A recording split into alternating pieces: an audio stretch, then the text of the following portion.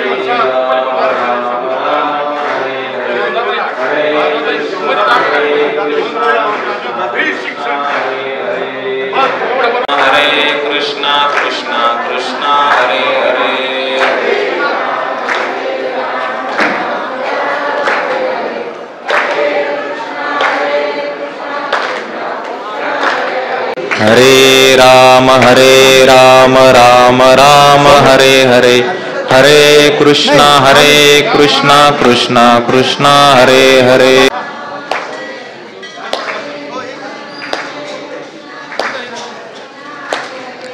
हरे राम राम हरे हरे हरे कृष्णा कृष्णा कृष्णा हरे हरे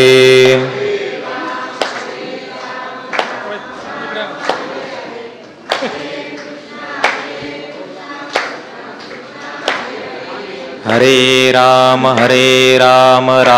राम हरे हरे हरे कृष्णा कृष्णा हरे हरे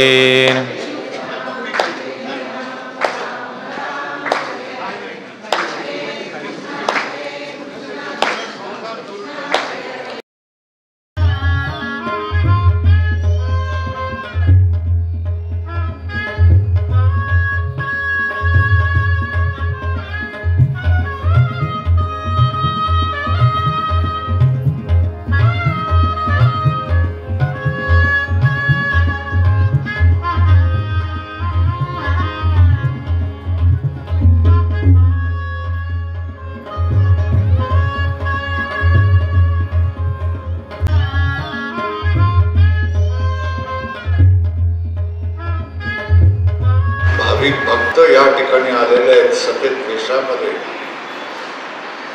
ते पाहून मला एकदम वैष्णवांचा मेळा जमल्यासारखं वाटतंय. इथे कोणी एक तरी सापडलंच, एक तरी सापडलंच. मी म्हटलं आनंद झाला होता की वैष्णवांचा मेळा या ठिकाणी सापडलेला आहे. काहीतरी अडचण असतील, घरचे कामं असतील, असू द्या. सगळ्या लोकांना नमस्कार, मनपूर्वक नमस्कार. तुमच्या दर्शनाचा योग आल्याबद्दल आनंद आहे. साधू संत मंडळींचं दर्शन झालं. दत्त संस्थानचे महाराज प्रकाशानंदगिरी बरोबर आहे का, इथे आलेले आहेत. शिवाय माझ्याकडे शिकलेले साधक झाले होते, जे होते आणि नंतर मोठे झालेले आहेत. प्रत्येकाने आश्रम सांभाळलेला आहे आणि धर्माचा आणि देवाचा प्रचार करताय आणि सगळ्या जणांच्या मनामध्ये हे गुरुकुल किंवा वारकरी शिक्षण संस्था चालवण्याची योजना आहे आणि प्रयत्न करताय. माझ्याकडे जी माणसं शिकलेली आहेत त्यांना माझं सांगणं असतं की बाबांनो, माऊलीचा आपणाला आदेश आहे, आज्ञा आहे, हुकूम आहे की परमार्थ सिद्धी चौथी घेऊन या आपल्या हाती रेगाला भक्तिपंथी जगात देतो. याप्रमाणे आपण प्रयत्न करून साध्य करून परमेश्वराच्या कृपेने मुक्त झालेलो असू तर आपला ज्ञानेश्वर माऊलीची आदेश आहे परमार्थ सिद्धी चौथी म्हणजे मोक्षाचं तुम्हाला मिळालेलं आहे, घेऊन या आपल्या हातामध्ये. जसं आपण पुस्तक धरतो तशा तऱ्हेने मोक्ष आपल्या हातामध्येच आहे. म्हणजे करतळावर आवळा ठेवल्यानंतर त्याचा जसा प्रत्यक्ष आपणाला अपरोक्ष होतो तशा तऱ्हेने मी मुक्त आहे अशा तऱ्हेने साक्षात्कार होणं यालाच म्हणतात त्या परमार्थ सिद्धी चौथी घेऊन या आपुल्या हाती रिगाला भक्ती सिद्धांत. रिगणं म्हणजे काय? दाटीवाटी असली तरी आपण काय करत असतो, जागा नसली तरी बाजूला करून ढकलून काय करतोय, रिगतो. गर्दीच्या ठिकाणी गाडीमध्ये बसमध्ये रिगतो. तशा तऱ्हेने काय सांगितलेलं आहे, तुला भक्त लोकांनी ढकललं, इथे येऊ नको म्हणून सांगितलं तरी तू काय कर, जबरदस्तीने जाऊन घुस कोणामध्ये, भक्त मंडळामध्ये घुस. आता बघा तुम्ही सगळे पांढऱ्या वेशामधले, धोतर सफेद, खमीस सफेद, टोपी सफेद, हे सगळं सफेद असताना मी एक विचित्र माणूस देतो की नाही, देतो की नाही? तर मग यालाच म्हणणं काय म्हणतात की जबरदस्तीने घुसा आणि त्या ठिकाणी भक्त लोक असतात, त्या भक्त लोकांमध्ये त्यांना समजेल अशा भाषेमध्ये जी मोक्षाची सिद्धी तुला मिळालेली आहे ती सिद्धी तू त्या लोकांना सांग. हे आपल्या सगळ्या साधकांना आज्ञा. असं नाही तुम्ही बंधमुक्त झाला, मोक्ष मिळाला म्हणजे तुम्ही बर्फामध्ये जाऊन गुफेमध्ये घालून घ्या स्वतःला आणि त्या बर्फामध्ये मरून जावा, नाही तर गंगेमध्ये वाहून जावा, असं सांगितलेलं नाही आहे. ज्ञानेश्वर माऊलीनं सांगितलेलं आहे तुम्ही जावा. तुम्हाला हिमालयामध्ये यावं लागलं असेल पण तुम्ही आता वैष्णवाचा जो गड आहे तो गड कुठला आहे? महाराष्ट्र आहे प्रांत. त्या वैष्णवांच्या गडामध्ये जा आणि तिथे काय मोक्ष सिद्धी तो दाखवून दे. असू द्या, बाकीचा सर्व खापट पसारा बाजूला करून सरळच्या सरळ आपण प्रश्नाला भेटूया. इकडचं तिकडचं बोलण्यापेक्षा काही संतांच्या एखाद्या अभंगाला धरून बोललं तर काय हरकत नाही ना, चालेल ना? काय त्याला धरून बोलूया, प्रयत्न करतोय. मी काही त्याच्यामधला कुशल नाही, माझ्याकडे शिकून ही सगळी मंडळी कुशल झाली असं म्हणा किंवा मूळतःच कुशल होती असं म्हणा. जन्मोजन्मी त्यांनी पुण्य केलेलं असेल, त्यांच्यावर विठोबाची माऊलीची कृपा झालेली असेल, त्याच्यामुळे कीर्तनामध्ये वगैरे ही सगळी मंडळी प्रसिद्ध झालेली असेल.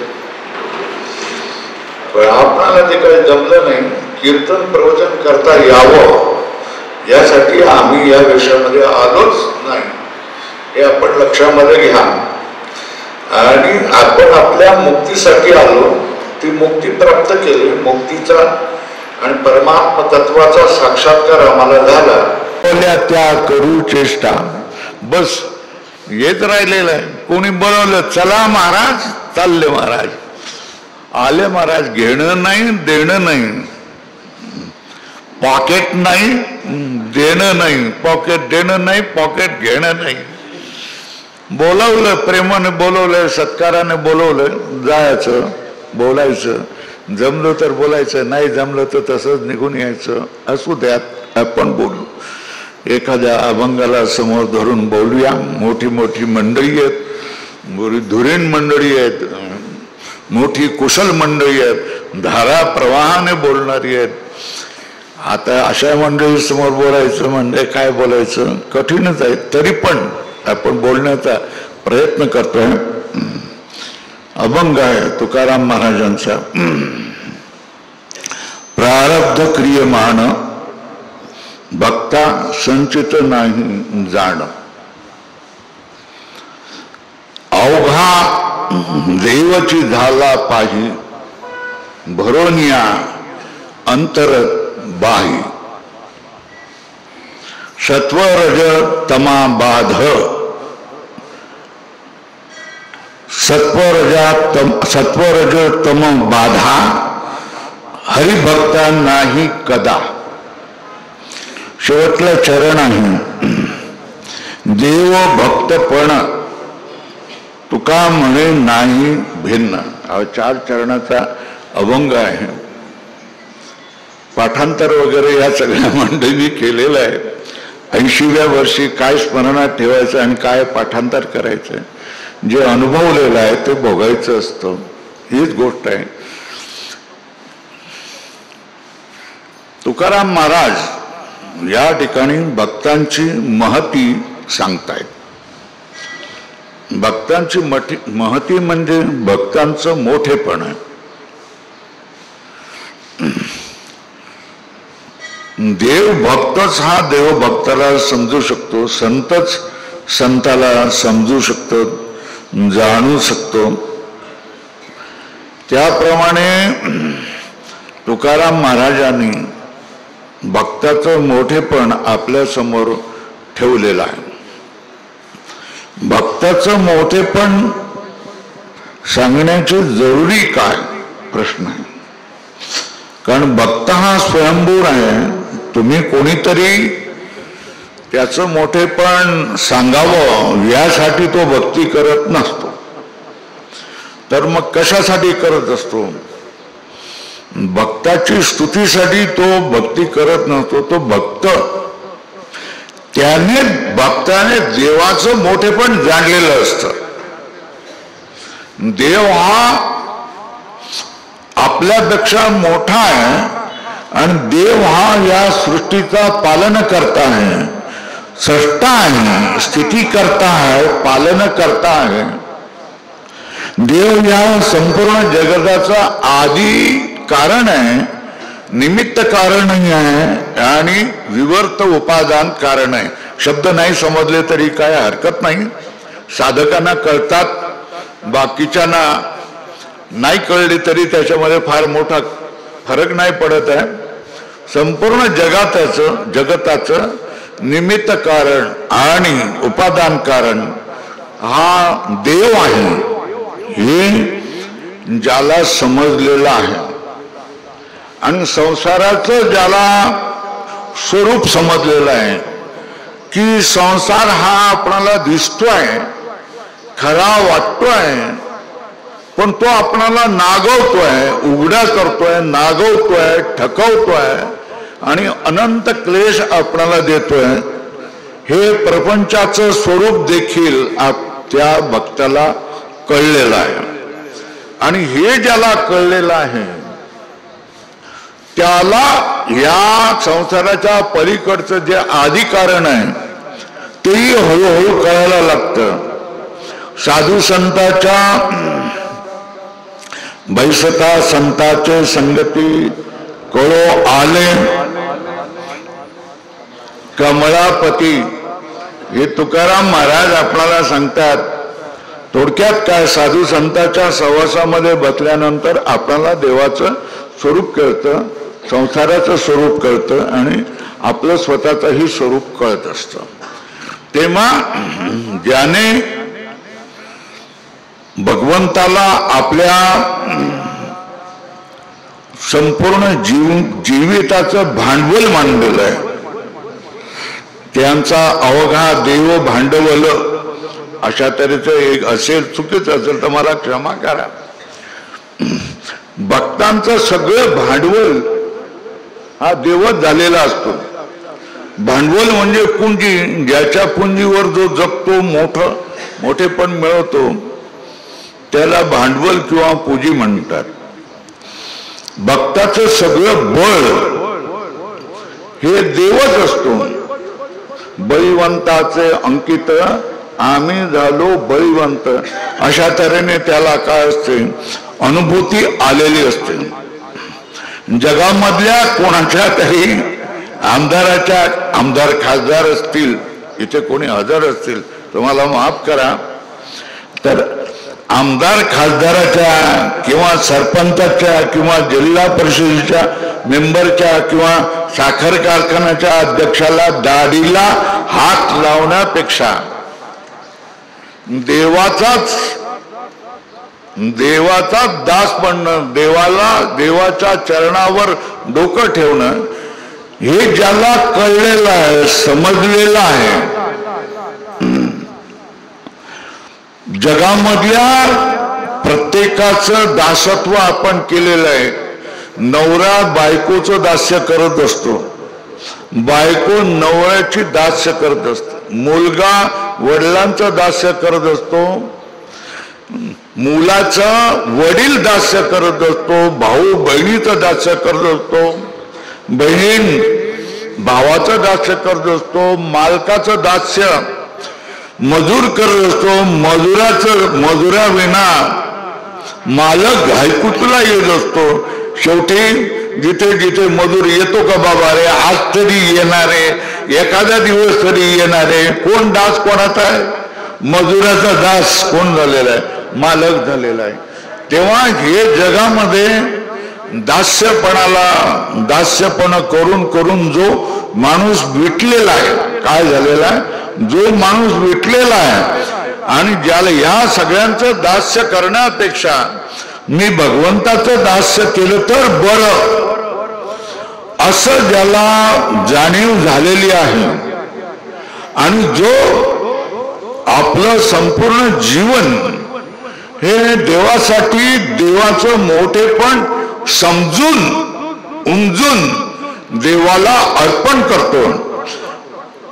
काया वाचा मन हात पाय जिव्हा डोकं मस्तक मन बुद्धी ही ज्याने संपूर्ण देवाची देणगी ही पुन्हा त्याने देवालाच समर्पण केलेली असते, त्याला काय म्हणतात? भक्त म्हणतात.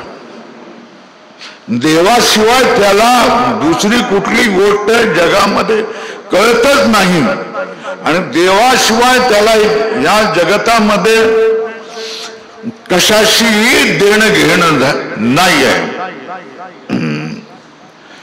त्याचा सगळं सर्व भावाने तो देवच झालेला असतो, देवरूपच झालेला असतो, देवाला वाहिलेला असतो, आणि देवाला वाहिलेला असल्यामुळे तोही स्वतः काय झालेला असतो? देवरूप झालेला असतो. बरोबर आहे.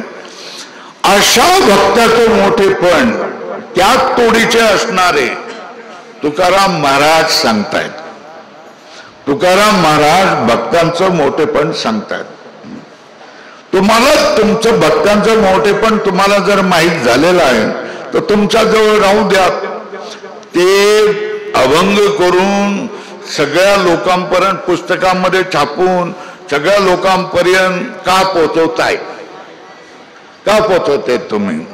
किंवा कीर्तनामध्ये हा अभंग घेऊन किंवा प्रवचनामध्ये हा घेऊन, प्रवचन खरं म्हणजे ओवीचं किंवा संस्कृत श्लोकामध्ये भगवद्गीतेच्या श्लोकामध्ये करायचं असेल, करायचं असतं, हे मला माहित आहे, समजतंय, पण मी वेडा माणूस आहे, थोडं वाकडं तिकडे करणार आहे. सहज आला तोंडावर जाता येता तो तेवढा अभंग घेतलेला आहे. तर भक्ताचं हे मोठेपण तेवढ्या तोडीचे परम भक्त म्हणून उपाधीला पोचलेले, आणि ज्यांच्यासाठी देवाने स्वतः गरुडाचं वाहन पाठवून आपल्या जागी नेलेले, मुद्दाम म्हणतोय मी, ते तुकाराम महाराज त्यांचं भक्ताचं वर्णन करतात. तुकाराम महाराजांनी भक्ताचं वर्णन करण्याचं कारण काय? कारण हेच आहे की जशा तऱ्हेने तो भक्त या उपाधीला पोचलेला आहे, तशा तऱ्हेने तुम्ही आम्ही सगळ्या जणांनी भक्ताच्या उपाधीला पोचावं. नुसतं भक्त म्हणून घेणं ही गोष्ट वेगळी आहे आणि प्रत्यक्ष देवाने अंगीकार करणं की हा माझा भक्त आहे, ही गोष्ट वेगळी आहे. साधू संतांने सांगणं की हा भक्त आहे, याच्यासाठी तुम्ही जी वाग्मी मंडळी आहेत, वाग्मी म्हणजे धाराप्रवाहाने बोलणारी आणि प्रमाण कुशल मंडळी आहेत. ही प्रत्येक मी जो बोलतोय त्या प्रत्येकासाठी ती प्रमाण सांगू शकतील. 80 वर्षाच्या म्हाताऱ्याने आता प्रमाण पाठ करत बसणं हे काय खरं आहे का? अवघं आयुष्य स्वतःला ओळखण्यासाठी गेलं आणि शेवटी लोकांनी आपणाला विद्वान म्हणावं म्हणून काय प्रमाण पाठ करत बसावं, हे काय शक्य नाही. ही सगळी मंडळी सांगतील. तर सांगण्याचं कुठपर्यंत आलं होतं सांगा बरं, विसरून गेलो. भक्त तुकाराम महाराजांनी या भक्ताचं वर्णन केलेलं आहे आणि भक्ताची महती याच्यासाठी सांगितलेली आहे की तुम्ही आम्ही देखील भक्त व्हावं. पण नुसतं असं नाहीये, भक्त व्हावं हा विधी आहे. म्हणजे तुम्हाला आम्हाला आज्ञा केलेली आहे. समजणारे ते समजतात की तुकाराम महाराजांनी आज्ञा केलेली आहे की तुम्ही भक्त व्हा. पण भक्त व्हा, प्रत्येक जगामध्ये काही गोष्ट करायची झाली तर आपणाला सवय लागलेली आहे. काय सवय लागलेली आहे की हे काम मी जर केलं तर त्याचं फळ मला काय मिळणार. हे जर मी काम केलं तर मला फळ काय मिळणार, हा प्रश्न प्रत्येकाच्या डोक्यामध्ये असतात. व्यवहारी माणसं प्रत्येक क्रियेचं, प्रत्येक कलापाचं, प्रत्येक कर्माचं फळ समजण्याची, जाणून घेण्याची व्यापारी वृत्ती प्रत्येकामध्ये असते की एवढं केलं तर आपल्याला काय मिळणार. बरोबर आहे. तर हे फळ दाखवणं हे प्रलोभन आहे.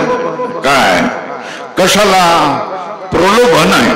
प्रलोभन म्हणजे काय की आपण लहान मुलाला सांगतोय की बाळा त्या ठिकाणी जा, त्याला मदत कर, तो इलेक्ट्रिशियन आहे त्याला मदत कर. किंवा आपण सांगतो हे एवढं बांधकाम झालेलं आहे त्याच्यामध्ये तू पाणी दे, रोज 3 वेळेला पाणी दे बरं का. मग त्याने ते नियमाने पाणी द्यावं याच्यासाठी काय सांगतो. मग पूर्ण 10-15 दिवस झाले की मी तुला 200 रुपये देईन बरं का, हे आपण सांगतो. ते 200 रुपयाच्या प्रलोभाने ते बालक काय करत असतं, 3 वेळेला घरामध्ये पाणी देत असतं. तेव्हा प्रत्येक क्रियेचं फळ काय मिळणार, त्याचं प्रलोभन काय आहे हे संत मंडळी सांगत असतात. नाही तर कोणीही कुठल्याही व्यवहारामध्ये प्रवृत्त होणारच नाही. बरोबर आहे. तर तुकाराम महाराजांमध्ये भक्तीचं फळ सांगतात. कशाचं फळ सांगताय? भक्ती केल्यानंतर तुम्हाला काय फळ मिळू शकतं हे सांगतात.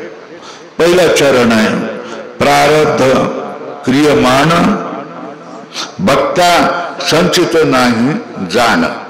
जाण म्हणजे जाणं. आता कर्म ही मी घड्याळकडे लक्ष ठेवून आहे, बघतोय कसं काय जमतंय ते. कर्म आपण सगळी करत असतो आणि या कर्माची फळ याच जन्मामध्ये आपण भोगतो असं नाही, तर अनंत कोटी जन्मामध्येच आपण ती फळं भोगत असतो. आणि हे जे आपण मनुष्य योनीमध्ये आलेलो आहे, हे 84 लक्ष योनीच्या राहत गाड्यामध्ये फिरत फिरत फिरत कुठेतरी झटका लागून आपणाला काय ही मनुष्य योनी मिळालेली आहे, आपल्याच कर्माने मिळालेली आहे. पण याचा अर्थ का हा जन्म म्हणजे संपणं असं नाही, तर याच्या पूर्वीच्या जन्मामध्ये देखील अनंत कोटी जन्मामध्ये पुण्य केलेलं असतं, पापही केलेलं असतं. त्याचं एक उदाहरण तुकाराम महाराज सांगतात, जन्मोजन्मी आम्ही बहु पुण्य केले, तेव्हा या विठ्ठले कृपा केली. तर याचा अर्थ काय, तुकाराम महाराज देखील काय सांगतात, जन्म असतात आणि या जन्मामध्ये आपण पाप पुण्य करत असतो. तेव्हा या पाप पुण्य म्हणजे काय, अंतःकरणावर झालेल्या चांगलं कर्म तुम्ही केलं तर तुमच्या मनामध्ये भाव येतो की मी चांगलं केलेलं आहे, वाईट केलेलं नाही. एक रेग लागली. जर तुम्ही पापकर्म केलेलं असेल, तुम्हाला शिव्या घातल्या, दुसरं काय केलं, भांडलात, त्याला मारलं, तरी तुमच्या हृदयामध्ये खून पडते.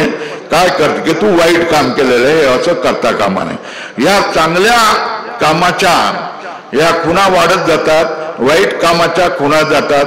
यालाच पुण्य आणि यालाच पाप म्हटलेलं आहे.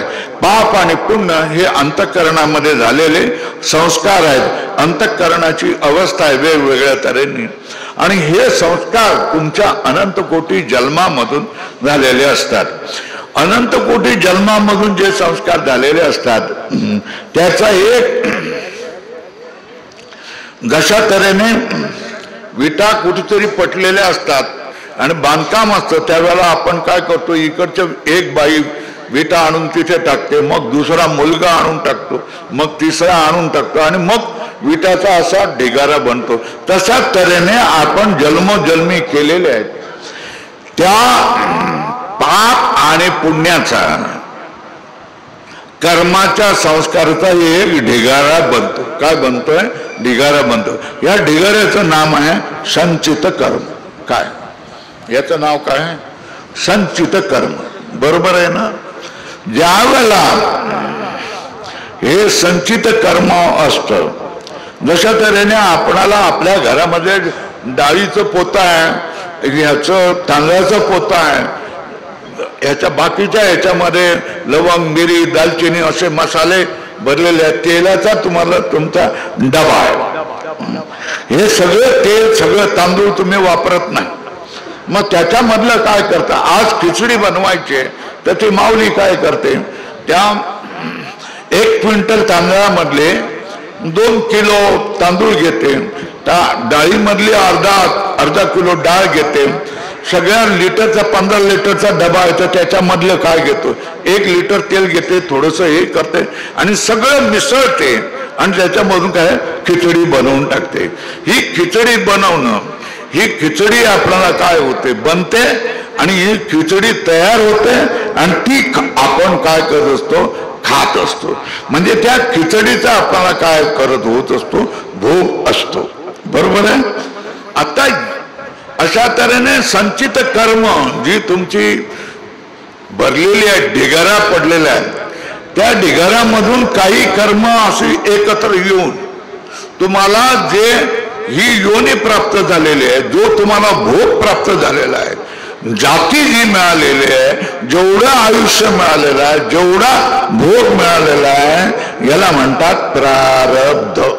काय म्हणतात याला, काय म्हणतात प्रारब्ध. प्रारब्ध म्हणजे काय, संचित कर्मामधली जी कर्म एकत्र येऊन त्याने तुम्हाला विशिष्ट जाती, विशिष्ट आयुष्य आणि विशिष्ट भोग दिलेला आहे, त्याला काय म्हणायचं, प्रारब्ध कर्म. बरोबर आहे. हे प्रारब्ध कर्म तुम्हाला विशिष्ट जाती देते, विशिष्ट भोग देते. तुम्ही किती गर्भामध्ये मरणार असेल तर ते तुमचं प्रारब्ध. जर तुम्ही 2 महिन्यांमध्ये मरणार असाल तर ते तुमचं प्रारब्ध. आणि 110 वर्षापर्यंत जगणार असेल तर 110 वर्षाचं प्रारब्ध तुमच्या कपाळावर लिहून आलेलं आहे. तुम्ही ब्राह्मण म्हणून जगणार असाल, तुम्ही मराठा म्हणून येणार असाल तुम्ही वंजारी म्हणून येणार असाल तर ते तुमच्या भाळावर लिहिलेलं असतं म्हणजे त्याप्रमाणे तुम्हाला त्या आई बापाच्या पोटी जन्म मिळतो आणि तुम्ही स्वतःला मराठा म्हणून अभिमान करायला लागतात किंवा ब्राह्मण म्हणून करायला लागतात. हे झालं जाती, आयुष्य आणि भोग काय मिळणार आहे तुम्हाला, किती वर्ष भोग काय मिळणार आहे तुम्हाला. एखाद्याला उसाच्या फाडामध्ये काम करावं लागेल, हा त्याला मिळालेला भोग आहे. आणि दुसरा माणूस असेल तर त्याच उसाच्या फाडाचा 3 लाखाचा काय करत चेक घेऊन त्या चेकवर आणखी काही आपली समृद्धी किंवा इतर बंगला बांधेल, हा त्याचा भोग आहे. तेव्हा याला काय म्हणतात भोग. तुमच्या वाटेला आलेलं सुख दुःख याला काय म्हणतात भोग. प्रारब्ध हे जसा बाण धनुष्यावरून बाण सुटला की तो बाण लक्षापर्यंत जातोच आणि त्याला त्याच्यामधून सुटका होत नाही. त्याला वेग धरून जावं लागतं आणि त्या लक्षाला भेद केल्यानंतरच तो लक्षामध्ये रुतून राहतो किंवा खाली पडतो. तशा तऱ्हेचे एकदा तुमचा जन्म झाला की जितका आयुष्य आहे तुम्हाला भोगावंच लागतं. जी जाती आहे ती जातीमध्ये राहावंच लागतं आणि जे भोग मिळणार आहेत ते भोग तुम्हाला भोगावे लागतात. ना भुक्तम क्षीयते कर्म अशी आमच्यामध्ये संस्कृत मध्ये म्हण आहे. कर्म तुम्ही जे केलेलं आहे ते भोगल्याशिवाय तुम्हाला सुटका नाही, ते भोगावंच लागतं.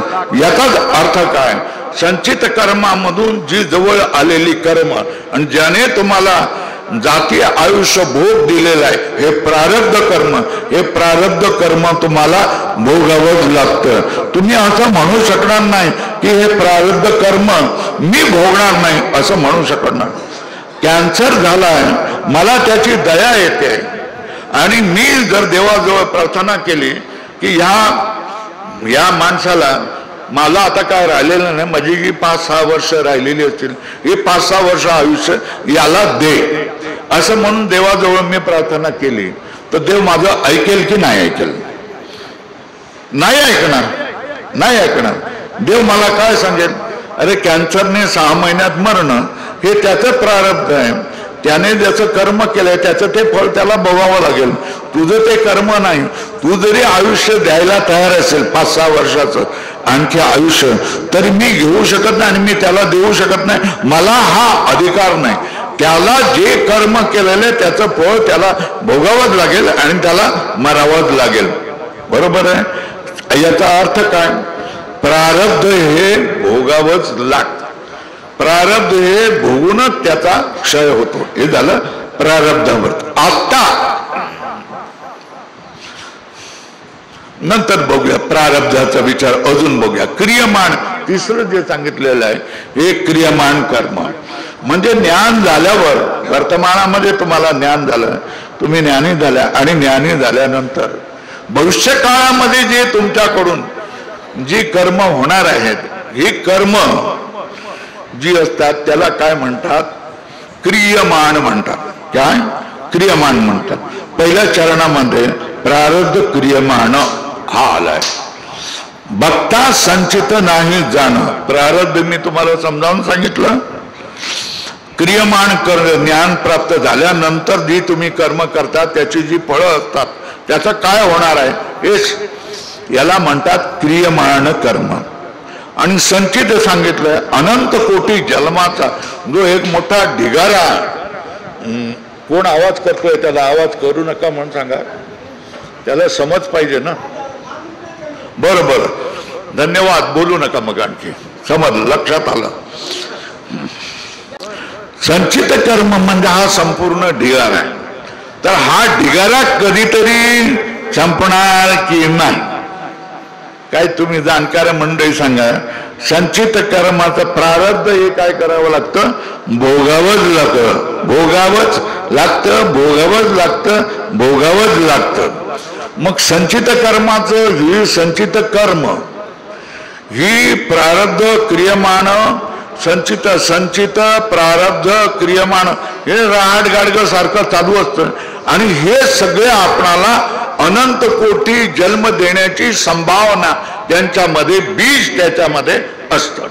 मग या कर्माचा अंत तुम्ही करू शकतात की नाही करू शकतात असा प्रश्न येऊ शकतो. ह्या सगळ्या कर्माचा अंत करण्याची काय जर वेळ झाला तर काय करायचं संपवायचं ना. किती वाजेपर्यंत चालू आहे पण जरा थोडस मी आवरतो लवकर नाही वेळ आहे पण अर्धा तास वेळ आहे. तेव्हा हे संचित प्रारब्ध आणि क्रियमान ही 3 कर्म माणसाच्या पाठीमागे लागलेली असतात. यांना सगळे जे आयुष्यामध्ये क्लेश आपल्याला भोगावे लागतात आणि जो आपल्याला पुन्हा पुन्हा जन्म मरणाच्या चक्रामध्ये फिरावं लागतं त्याला कारण काय हे संचित प्रारब्ध आणि क्रियमाण कर्म. हे कर्म संचित प्रारब्ध आणि क्रियमाण कर्म ही कर्म संपवण्याची ताकद शक्ती आणि योग्यता मनुष्यामध्ये आहे की नाही याचं उत्तर तुम्ही सांगा. जमलं तर सांगा नसलं तर बघा. मी काय म्हणतोय ह्या प्रारब्ध करणं संपवण्याची ताकद माणसामध्येही नाही आणि ईश्वरामध्येही नाही. ते भोगावंच लागतं. चांगलं असलं तरी भोगावं लागतं आणि वाईट असलं तरी भोगावंच लागतं. मग संचित कर्माला काय करू शकतो बघा. जीनमध्ये कापूस असतो ना कापूस. तुम्ही बातम्या ऐकल्या त्या जीनला आग लागली. कुठेतरी एखादी ठिणगी कोणीतरी टाकलेली असते किंवा पडलेली असते कोणी लावलेली असते आणि भरा भरा भरा भरा सगळा कापूस काय करून जळून जातो. बंब आले तरी त्याला काय करू शकत नाही जाळू शकत नाही त्याला वाचवू शकत नाही. सगळा कापूस जळून जातो. बरोबर आहे ना. जशा तऱ्हेने त्याच्या तऱ्हेने भगवंताने सांगितलेलं आहे यथे धावसी सम्यक धोकनीर भस्मसात कुर्तेर्जुन ज्ञानाग्नि सर्व कर्माणि भस्मसात कुर्ते तथा. याचा अर्थ काय अत्यंत प्रदीप्त झालेला जो अग्नी जशा तऱ्हेने सगळ्या लाकडांना जळून टाकतो तशाच तऱ्हेने ज्ञानरूप जो अग्नी आहे हा ज्ञानरूप अग्नी सगळ्या कर्माला संचित कर्माला जाळून टाकू शकतो. तर संचित कर्माला आपण संपवू शकतो. ही कोणाची ताकद आहे ही आपली ताकद आहे. बरोबर आहे. आणि ही त्याच्यासाठी साधन तुम्हाला सांगितलेलं आहे. हे साधन कुठलेलं आहे ज्ञानाग्नी. ज्ञानाग्नीच संचित कर्माला जाळू. एकदा का त्या संचित कर्माला ज्ञानाग्नी लागला की तुम्ही चिंता करण्याची जरूर नाही. सगळीच्या सगळे कर्म तुमची भस्मसात होतात. हे भगवंताचं वचन आहे माझं वचन नाही. मी सांगत नाही. मी खोटं सांगत नाही.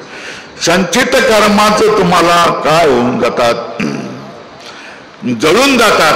प्रारब्ध कर्म काय करावं लागतो भोगावंच लागतं. क्रियमाण कर्म ज्ञान मिळाल्यानंतर काही ना काहीतरी कर्म होणारच असतील की नाही होणारच असतील. मग त्या कर्माची फळं होणार असतील की नाही. जो माणूस ज्ञानी माणसाचं काय करेल सेवा करेल त्याला काय मिळतं पुण्याचं फळ मिळतं. पुण्याचं फळ मिळतं हे समोर आहे की नाही बघा. आहे ना.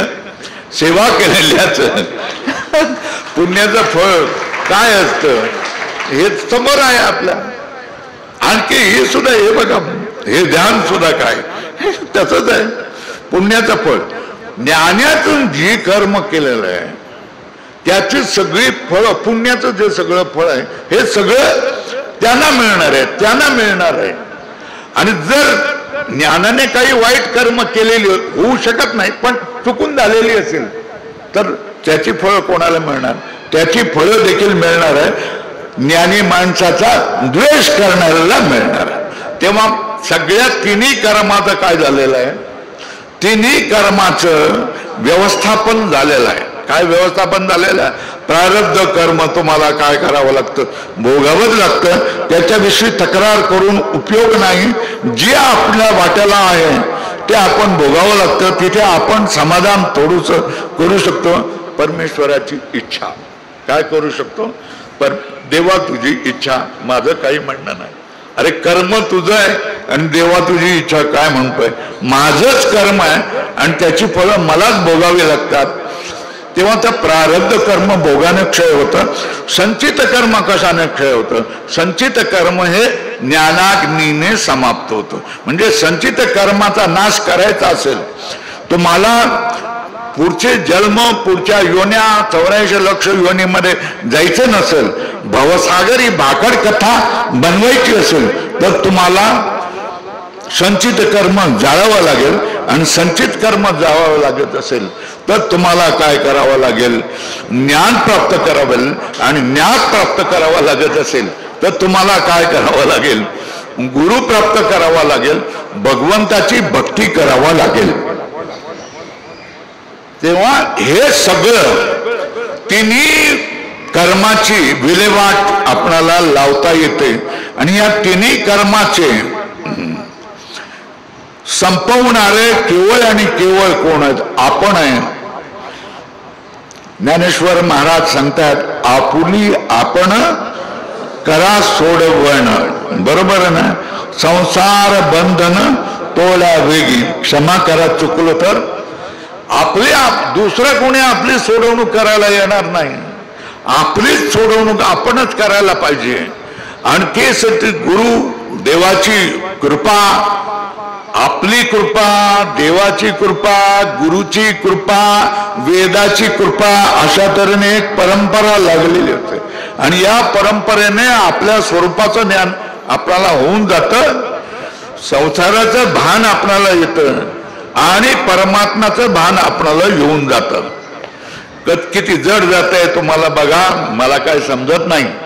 तर तुकाराम महाराज तुम्हाला सांगतात की जो भक्त आहे, या भक्ताला तिन्ही कर्म नाही. कुठली कर्म नाही? प्रारब्धही नाही, क्रियमान नाही आणि संचित कर्म बिलकुल नाही. याने काळजी करू नये. त्याला पूर्णपणे आश्वासन देत आहेत. त्याच्या भक्तीचं फळ काय आहे हे समजावून सांगतायत. आणि त्याचं कारणही दुसऱ्या चरणामध्ये तुम्हाला सांगणार आहेत. काय सांगितलं भक्ताला प्रलोभन काय दिलंय? प्रलोभन हे दिलंय की ज्याच्यामुळे तुझ्या पाठीमागे क्लेश लागलेला आहे, ज्याच्यामुळे तुमचा वर्तमान संसार, वर्तमान सगळं जीवन हे कंटाळवाणं झालेलं आहे, वीट आलेलं आहे, तुम्हाला त्रासलेलं आहे, क्लेश झालेले आहेत. ते सगळे क्लेश हे संपू शकतात. दुसरी गोष्ट, भवसागर तुमच्यासाठी असू शकत नाही हे आश्वासन तुकाराम महाराजांनी भक्ताला दिलंय. हे प्रलोभनासाठी तुम्ही काय केली पाहिजे? भक्ती केली पाहिजे. हा त्यांचा काय आदेश आपल्याला आहे, ही त्यांची आपल्याला काय आज्ञा आहे. आणि याच्यासाठी काय सांगितलं का? मग हे आता ज्या वेळेला आपण प्रारब्धाचा विचार करतो, जर अज्ञानासाठीच प्रारब्ध आहे, प्रारब्ध कोणासाठी आहे? अज्ञानासाठी प्रारब्ध आहे. बरोबर आहे. अज्ञानाला समजवण्यासाठी कळत नाही. स्वामीजी, मी आयुष्यभर देवाचं काम केलं, कधी मी देवाच्या बाहेर झालो नाही. देव सतत मी केला. आणि माझा मुलगा मोटारी खालून ट्रक खाली सापडून मरून गेला. आता मी काय करू? देवाने माझं बरं केलं नाही. याला मी काय समजावून सांगावं? या ठिकाणी तुम्हाला काय सांगावं लागतं? प्रारब्ध सांगावं लागतं. काय सांगावं लागतं? प्रारब्ध सांगावं लागतं. तू देव केलास हे त्याचं फळ तुला मिळणार. पण त्याचा तू जो घेऊन आलेला आहे, डोक्यावर लिहून आलेला आहे, तो त्याच्या 15व्या वर्षी मरणार आहे. आणि ट्रक खाली सापडून मरणार आहे, हे त्याचं प्रारब्ध होतं. मग आता तू काय रडतोस? जाणारा गेला, उरलेला माणूस आहे, त्याला या जीवनामध्ये संघर्ष करावा लागणार आहे. दुःख तुझं काय कर, आवर आणि पुढच्या संघर्षाला काय कर, तयार हो. हेच मी त्याला समजावून सांगणार ना. याच्यासाठीच प्रारब्ध समजावून सांगावं लागतं. जो दुःखी कष्टी माणूस झालेला आहे त्याच्यासाठी प्रारब्ध हे बळ आहे, शक्ती आहे, ताकद आहे उमेदीने पुढचं जीवन जगण्यासाठी, पुन्हा हुरूप येण्यासाठी. प्रारब्ध म्हणजे किस्मत, प्रारब्ध म्हणजे हे लोक प्रारब्धाला लावतात प्रयत्नाला कमी लेखतात असे नास्तिक मंडळी आम्हाला म्हणतात. पण प्रारब्ध हे आमचं बळ आहे, आम्हाला उमेद देणार आहे, जगण्याची प्रेरणा देणारे आहे. घाबरू नको, प्रारब्ध आहे, त्याला तेवढं त्याचंच फळ आहे, ते तू आहे. तू मनाला लावून घेऊ नकोस, घोर लावून घेऊ नकोस, उभा राहा आणि काय प्रयत्न कर आणि तुझं जीवन तू बदल. त्याच्या जीवनाविषयी तू विचार करू नको. हे गळून गेलेल्या मनाला, गळून गेलेल्या इंद्रियांना उभारी देण्यासाठी प्रारब्ध आहे, न की प्रयत्नाला विरोध करणारं नाही आहे प्रारब्ध. तो आता प्रारब्ध ज्ञानी माणसासाठी प्रारब्ध म्हणजे काय? ज्ञानी माणसासाठी प्रारब्ध ही गोष्टच नाही. मी विचारेन, हे समोर जे माणसं आहेत, प्रारब्ध कोणाचं असतं ना? प्रारब्ध कोणाचं असतं? तुम्हाला शरीराचं. शरीर सत्य आहे, मिथ्या आहे. मिथ्याचं प्रारब्ध कसलं झालं? बर, मग आत्म्याचं प्रारब्ध आहे का? मग आत्म्याचं प्रारब्ध म्हणायचं तर नित्य पदार्थाचं प्रारब्ध काय असणार आहे? मग काय झालं?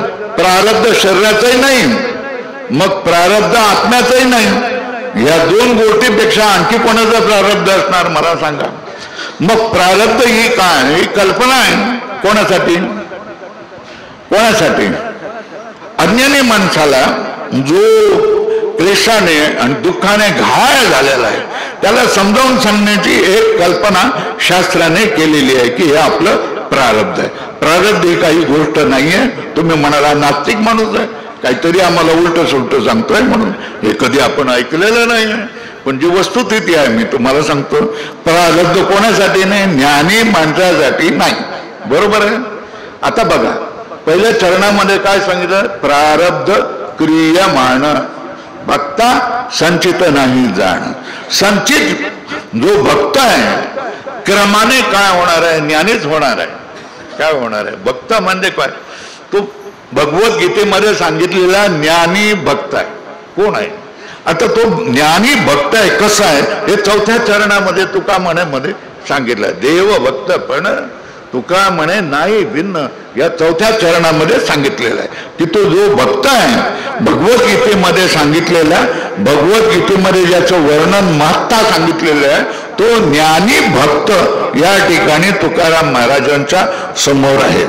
आणि तुकाराम महाराज पहिल्या चरणामध्ये सांगतात, काय सांगतात? संचित त्याने काय करून टाकलेलं आहे? ज्ञानाने जाळून टाकलेलं आहे. क्रियमान जर झालं तर त्याचे शिष्य आणि त्याचे द्वेष करणारे लोक फळ घेऊन जातील. हा रीताचा रीता. आणि मग प्रारब्धाचं काय? प्रारब्ध त्याला भोगावंच लागेल. मग तो काय करेल? तेच काम नाही झाला पाहिजे रिकामा, फावल्या त्या करू चेष्टा, याप्रमाणे काय करेल? भगवंताचं नामस्मरण करत राहील, सवय लागलेली आहे म्हणून. नाहीतर मग वेदांताचे पाठ चालवत राहील. नाहीतर मग काय करेल? लोकांना अभंग शिकवत राहील. काहीतरी फावल्या का ज्या समोर आल्या त्या गोष्टी तो करत राहील. पण त्याला भक्ताला काय? प्रारब्ध क्रियमान दोन्ही नाही आणि संचित पण नाही हे आश्वासन दिलेलं आहे. त्यांना घाबरण्याचं कारण नाही. आता हे का? भक्ताला प्रारब्ध क्रियमान नाही आणि संचित पण नाही हे का? त्याचं कारण काय? दुसऱ्या चरणामध्ये सांगतात. काय ते? अवघा देवची झाला पायी भरून या अंतर बाई. संपूर्णपणे काय कर, तो देव झालेला आहे. तुकाराम महाराज सांगतात की तो दिसतोय 2 पायाचा 2 हाताचा माणूस रूपाने दिसतोय, विचार करणारा दिसतोय, पण तो कोण आहे? तो आज बाहेर सगळा देवच झालेला आहे. आज बाहेर देव झालेला आहे म्हणजे काय? स्वतःला परिच्छिन्न, म्हणजे काळाचा ज्याला घेरा पडलाय, ज्याला दिशेचा घेरा पडलेला आहे, ज्याला देशाचा घेरा पडलेला आहे, त्याला काय म्हणतात? परिच्छिन्न वस्तू म्हणतात. या सगळ्या गोष्टी काय केल्या?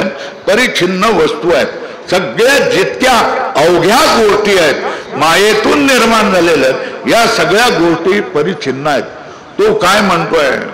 त्याची व्यापकता एवढी आहे, अवघा देवाची झाला पावी. अवघा म्हणजे का? संपूर्णपणे आतून बाहेरून, आणि पुन्हा ते समजा अंतरबाह्य सांगितलंय.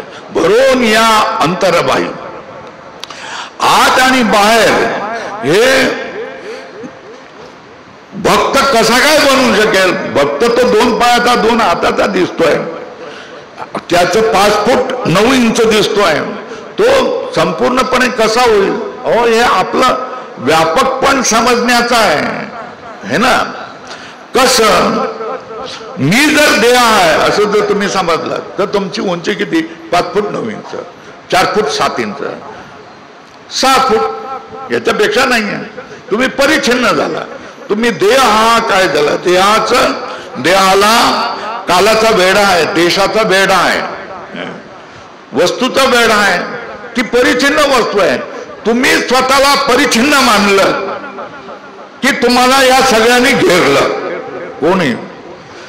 देव, देश, काल आणि दिशा या सगळ्यांनी तुम्हाला, आणि दुसऱ्या वस्तूने घेरलं. तुम्ही परिच्छिन्न झाला. तुम्ही व्यापक होऊ शकत नाही. आकाश कुठे आहे? मी म्हणेन कुठे नाही. सांगा मला काय आकाश कुठे आहे? कोणी प्रश्न विचारला ते मी म्हणेन की कुठे नाही.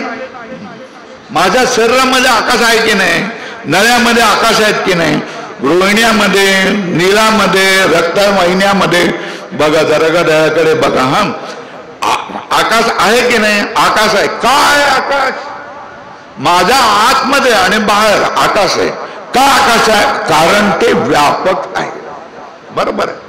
मग मी जो परिच्छिन्न आहे हा अपरिच्छिन्न कधी होईल? मी जो परिच्छिन्न आहे, मला जो देश काळाचा जो बांध आलेला आहे, हा बांध कधी जाईल? तेव्हाच जाईल ज्या वेळेला मी स्वतःला अपरिच्छिन्न म्हणण्याचा मी प्रयत्न करेन त्यावेळेला. पण परिच्छिन्न असताना अपरिच्छिन्न मानणं हा भ्रम नाही का? हे परिच्छिन्न असताना स्वतःला अपरिच्छिन्न मानणं हा भ्रम नाही का? तर त्याच्यासाठी तुम्हाला काय? बैसता संताचे संगती कळो आले कमळापती.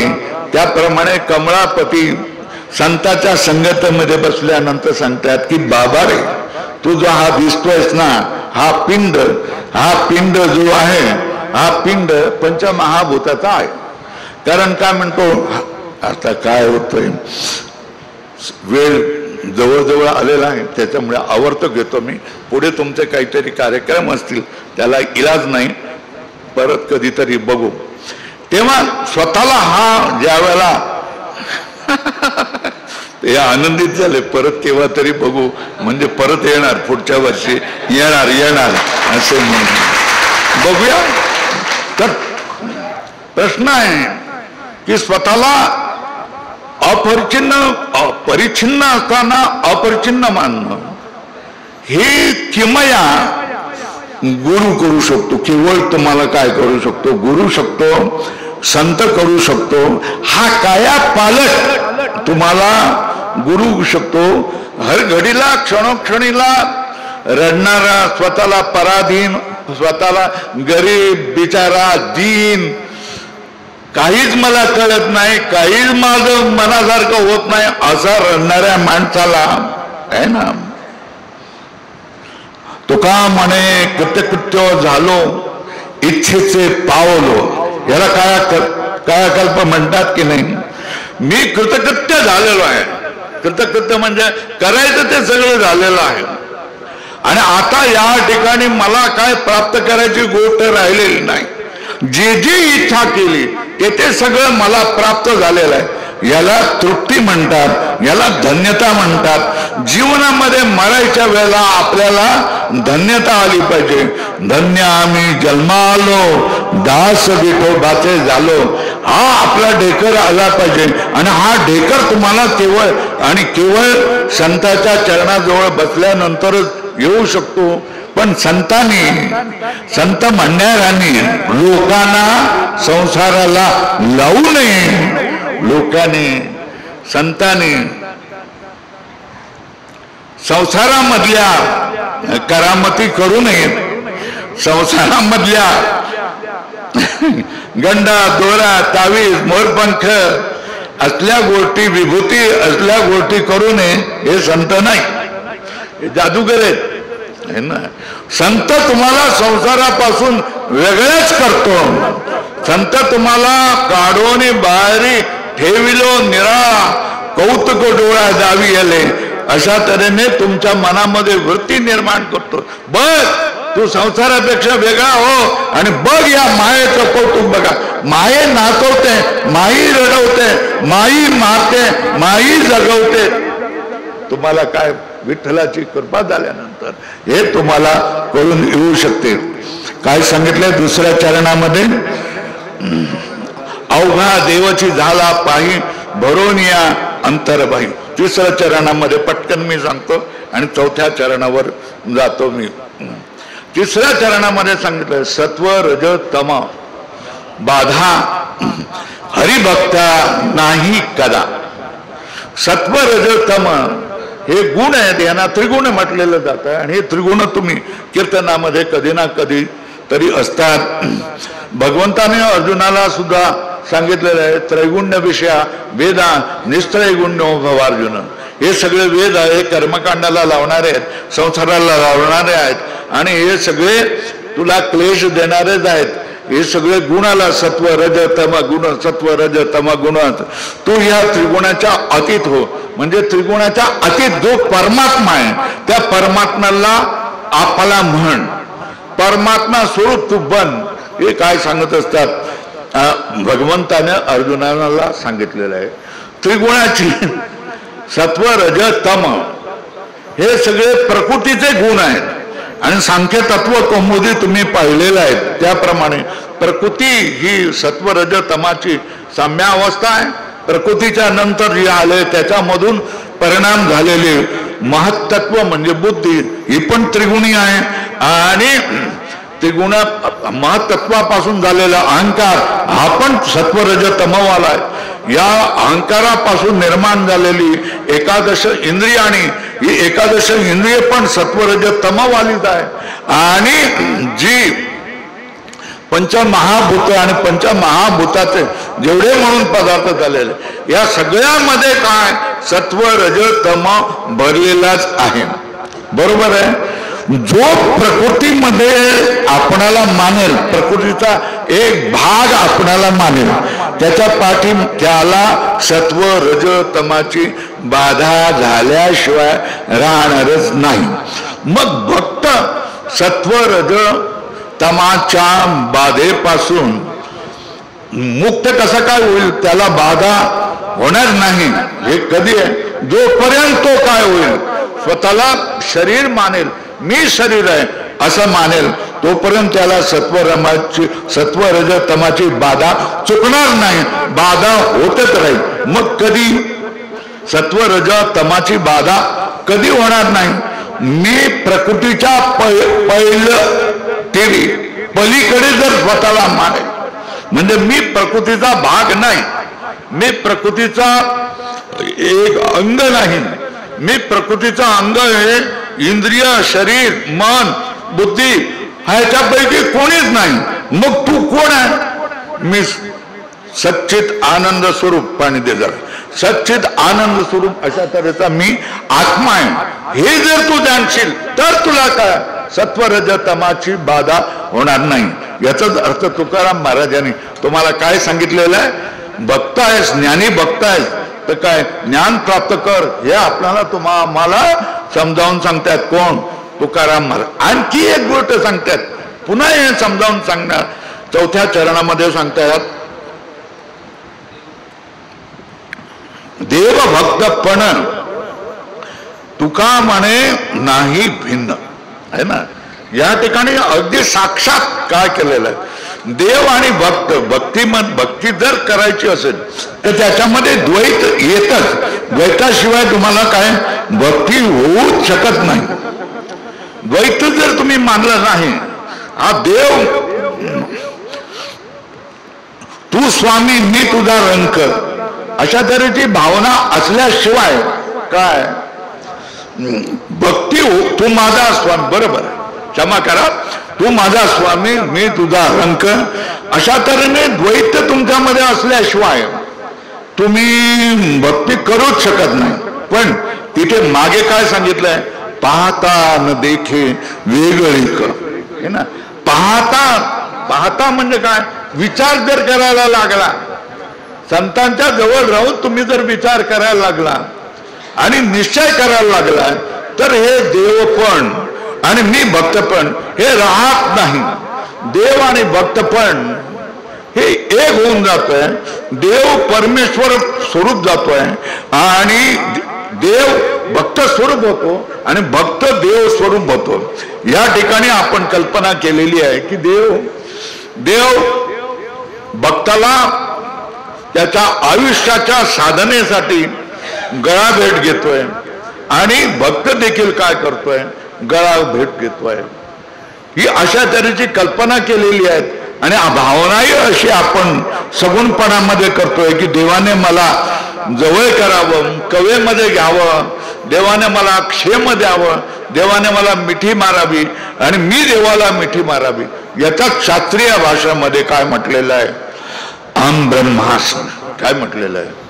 मी ब्रह्मा आहे, मी ब्रह्मापेक्षा वेगळा नाही आहे आणि जे ब्रह्मा तेच मी आहे. बघा, शास्त्रीय भाषा ही वेगळी असतात. शास्त्रीय भाषेमध्ये जी माणसं साधक मंडळी आहेत, ज्यांनी वेदांत मला संस्कृत भाषेमधून शिकायचं आहे, त्या लोकांना ही शास्त्रीय भाषा कळते. पण साधू संत हे तीच गोष्ट भक्तांच्या गळी उतरवायची असते. पण शास्त्रीय भाषेमध्ये सांगितलं तीच भाषा त्यांना कळणार नाही.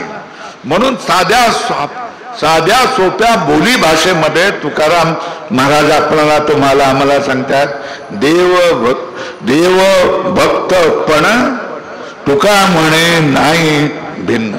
देवपण म्हणजे देवत्व आणि भक्तपण म्हणजे जीवत्व, या दोन गोष्टी नाही आहेत. हे चैतन्य रूपाने एक आहे, उपाधी रूपाने याला भिन्न केलेलं असलं, भिन्न दिसत असलं तरी वस्तुतः दोन्ही काय चैतन्य रूप आहे. तुकाराम महाराज म्हणतात, एकच घोंगडी पांघरू हरी, असं म्हणतात. या सगळ्या भावना करुणा बलय जे कोण संत असतात त्याने आपल्या बोली भाषेमध्ये आपल्याला समजावून सांगितलेले असतात. त्यांना ज्या साध्या सुध्या भाषेमध्ये सांगितलेल्या गोष्टी असतात त्या कळायच्यासाठी आम्हाला संपूर्ण जीवन लागावं लागलेलं आहे आणि हिमालयामध्ये जाऊन काय करावं लागलंय, जीवन घालावं लागलेलं आहे. पण कीर्तनकारांना याविषयी जर विचारलं तर जे काही ज्यांनी वेदांत शिकलेला नाही त्यांना या गोष्टी सांगता येत नाहीत. पण वेदांताला जर या गोष्टी विचारल्या तर वेदांत हा गोष्टी संतांच्या अभंगामधला जो गुह्य अर्थ आहे, गूढ अर्थ आहे, हा तुम्हाला संत मंडळी वेदांती मंडळी समजावून सांगू शकतात. पण कीर्तनकार मंडळी हाच ग्रंथ घेऊन तुम्हाला हाच श्लोक हाच अभंग घेऊन संसाराच्या कथा तुम्हाला सांगत बसतील आणि त्या संसाराच्या कथामध्ये विनोद करतील आणि त्या विनोदामध्ये हसवतील, नाचवतील, स्वतः काय करतील याच्यावर स्टेजवर नाचतील तंबोरा घेऊन टोटो टोटो टोटो टोटो टोटो करत नाचतील आणि काय काय करतील. मध्ये त्या मृदुंगवाल्याला सुद्धा वाटतंय की आपणही आपलं काहीतरी कौशल्य दाखवावं. कधी करतात होळीच्या टायमाला करतात टोटो टोटो टोटो टोटो. हे मृदुंगवाल्यानो हे काय करताय तुम्ही मला समजत नाही. ज्ञानेश्वराच्या टायमाला असं होतं का? तुकाराम महाराजाच्या टायमाला असं होतं का? नव्हतं. मग हे नवीन काय लावलंय तुम्ही? नवीन लावायला नको. आता तो गायक आहे, तो देखील आपलं कौशल्य दाखवतो. गायक देखील काय सांगतो की मला पण जरा ऐकून घ्या. तो या आलापावर आलाप घेतो. आता त्याच्यामध्ये मग त्यांनी 10-15 मिनिटं काढली. मग याची माणसं याची वेळ हा शेवटी काय म्हणतोय? क्षमा मागतो. काय करतोय? वेळेची कमतरता आहे म्हणून मी काय करतोय म्हणून मी आता आवर्तो घेतोय. बरोबर आहे, वेळेची कमतरता आहे बाबा. तुम्हाला तू तिथे त्या ठिकाणी नारदाच्या स्थानावर आहेस तर नारदाच्या स्थानावर आहे. तुम्हाला मी सांगतो हे अधिकारी जो कीर्तनकार आहेत ना टाळकऱ्यांना जास्त वचवच करू देत नाही. बरोबर आहे ना? त्यावेळेला त्यांनी टाळकऱ्यांनी कधी मागे दोहरायचं स्वतःच बोलून जातात. चरण तो बोलून जातात किंवा जे प्रमाण असतील ते स्वतःच बोलून देतात आणि त्यांना हे करतात. बऱ्याच वेळाला काय करताय टाळकऱ्यांनाही समजतं की याला वेळ जास्त झालेला आहे, भरपूर वेळ आहे आणि याला पुढे सरकवता येत नाही. मग ते टाळकरी काय करतात आपली प्रमाणावर प्रमाण म्हणत जात असतात. ते शहाण्या माणसाला काय कळत नाही का? बाबा रे तू नारदाच्या गादीवर आहेस बसलेला आहे, हातामध्ये काय केलंय तर त्याला चुपचाप कर ना. जास्त बोलायचं नाही. माझं ऐकेल, माझं कीर्तन आहे, माझ्यासाठी आलेलं आहे. तुमचं गाणं ऐकण्यासाठी आलेलं नाही किंवा तुझं मृदुंग ऐकण्यासाठी आलेलं नाही. हे सांगण्याचा अधिकार तुम्हाला आहे की नाही?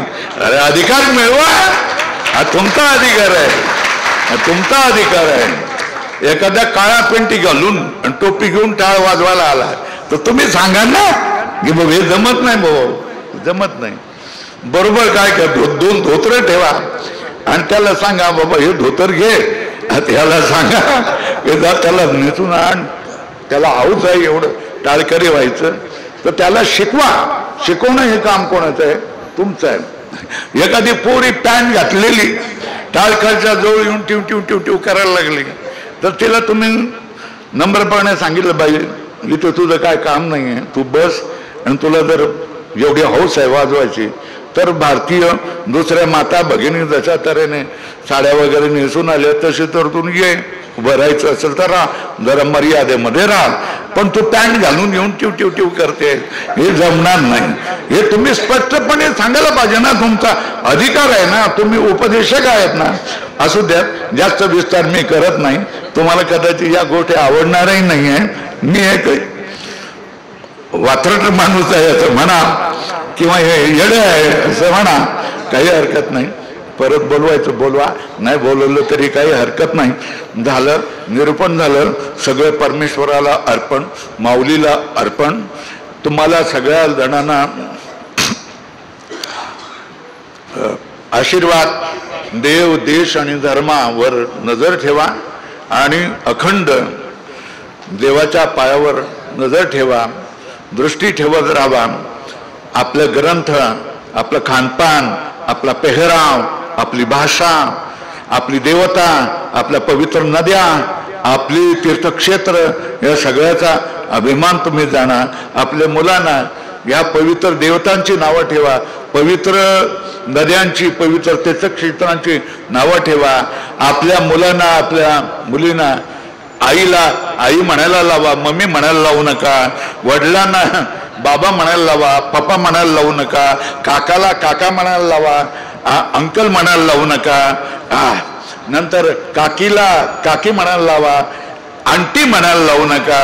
आणि हे तुम्ही जरा तुमच्या हातामध्ये लोक ऐकतात, सगळं करतात, त्या लोकांना सांगा. तुम्ही इंग्लिश तुमच्या नातवाला इंग्लिश मधला एखादं गाणं म्हणायला लावलं तर मला त्याचं महत्व नाही, खंडन करा. श्लोक जर म्हणत असेल तर तुझ्या नातरुंडाला उभं कर, म्हणायला लाव. हरिपाठाचा एखादा अभंग म्हणत येत असेल त्याला लोकांची दृष्टी कल्पना सगळं बदलणं हे तुमच्या हातामध्ये आहे. आणि तो अधिकार तुम्ही काय करा, गाजवा असं माझं सांगणं आहे. भजनांना मी सांगतोय तुमचा अधिकार गाजवा, मी भक्तांना सांगतोय तुमचा अधिकार गाजवा. आणि हे जे काय परमार्थामध्ये जी विटंबना होते, या विटंबनेचे तारणहार दुसरा देव नाही, दुसरं नाही, तुम्ही स्वतः कीर्तनकार आहेत, तुम्ही स्वतः भजने मंडळी आहेत, टाळकरी आहेत, आणि तुम्ही स्वतः भक्त मंडळी आहेत. आज तुम्ही इकडच्या तिकडच्या भागामध्ये मठाविषयीची प्रकरणं तुम्ही ऐकतायत आणि जी किती विटलेली आहेत मंडळी, हे सगळं तुमच्यामध्ये येत आहेत. तर हे सगळं टाळणं हे तुमच्या हातामध्ये आहे. आणि तुम्ही जागृत व्हा आणि तुम्ही अभिव्यक्त व्हा आणि तुम्ही बोलत जावा. तुम्ही जे चुकीचं असेल तर हे चुकीचं आहे, आम्हाला पटत नाही म्हणून सांगत जावा. एवढेच तुमच्याजवळ मी तुम्हाला विनंती करतोय. आणि या वेडपटाला ऐकून घेतल्याबद्दल तुमचे आभार मानतोय. कुंडलिक वरदा हरी विठ्ठल श्री ज्ञानदेव तुकारा पंढरीनाथ भगवान की जय. माऊली ज्ञानेश्वर महाराज की जय. जगद्गुरु तुकाराम महाराज की जय. नमः पार्वती पतये हर हर महादेव. गुरुवर्य स्वामीजी या ठिकाणी आले, गेल्या वर्षी आले होते आणि अशीच कृपादृष्टी त्यांची आपल्यावर राहो. हा अभंग थोडासा राहिलेला आहे त्यांच्या दृष्टीनं समजावून सांगण्याचा, त्यामुळं पुढच्या वर्षी निश्चित पुन्हा स्वामीजी आपल्याला आशीर्वचन देण्याकरिता इथं येतील. ते म्हणतात मला काही प्रवचन येत नाही, पण असं म्हणणाऱ्यांचे शिष्य, थोडं बहुत त्यांच्याकडे शिकलेली माणसं सुद्धा प्रवचनात जर निष्णात असतील तर स्वामीजींचं ते म्हणणं काही तेवढंसं खरं नाही. कोणतं? जयाचे बिसाट शब्द सुखे म्हणो येती वेद, याभिस्वैर कथास्तेषाम उपदेशा हा भवंती ताहा. भवभूतींनी म्हटलेलं आहे, ते सहज काही जरी बोलून गेले तरी ते आपल्यासाठी उपदेश आणि हितकारक असतात. सहज बोलणे हित उपदेश करुणी सायास शिकविती. स्वामीजींचे आम्हा साधकांवरती अनंत असे उपकार आहेत आणि त्यांनी दाखवलेल्या मार्गानेच चालण्याचा आम्ही सदोदित प्रयत्न करतो. आणि त्या मार्गाने चालण्याकरिता बळ देखील त्यांच्याकडूनच आम्हाला नेहमी प्राप्त होत असतं. मी महिन्याभरातून स्वामीजींकडे जात असतो तर स्वामीजी म्हणतात कशाला आले, एवढ्या लांब आले, एवढा खर्च करून आले. पण मी म्हणत असतो स्वामीजी तुम्हाला पाहिलं की पुन्हा महिनाभर काम करण्याची ऊर्जा आम्हाला प्राप्त होते. याही वयामध्ये स्वामीजींचा उत्साह, शिकवणं हे तर त्यांचं एकदम प्राणच असलेली गोष्ट आहे. 6 तास स्वामीजींनी सलग पाठ शिकवलेले आहेत. सकाळी 6 ते दुपारी 12 पर्यंत. 1 तासाचा कोणाचा पाठ, कोणाचा 2 तासाचा पाठ. आणि केवळ पाठ शिकवले आणि पुन्हा खोलीमध्ये स्वतःला कोंडून घेतला असं नाही, तर पाठ संपल्याबरोबर हातात टिकाव खोरं घेऊन शेतामध्ये कामाला आम्हाला देखील सौभाग्य ते लाभलं. स्वामीजींची आज्ञा पालन करणं हे त्यांच्याच कृपेनं शक्य होतं. मी त्यांना म्हणत असतो तुमचा याही वयातला उत्साह आणि विद्यार्थ्यांप्रती असलेली जी तळमळ आहे ती अंशांशाने जरी आमच्यात आली तरी आमच्या जीवनाचं काय होऊन जाईल, कल्याण होऊन जाईल. स्वामीजींनी अशीच कृपादृष्टी आपल्या सर्वांवरती ठेवावी अशी त्यांच्या चरणी प्रार्थना करतो. आज या ठिकाणी मुद्दाम भेट देण्याकरिता आलेले पूजनीय स्वामी प्रकाशानंद गिरीजी महाराज असतील, ऋषिकेश महाराज असतील, आमचे ज्येष्ठ गुरुबंधू संजयजी असतील, विजयजी असतील आणि काही मंडळी या ठिकाणी आले आहेत. सर्वांना मी धन्यवाद देतो. रामकृष्ण हरी.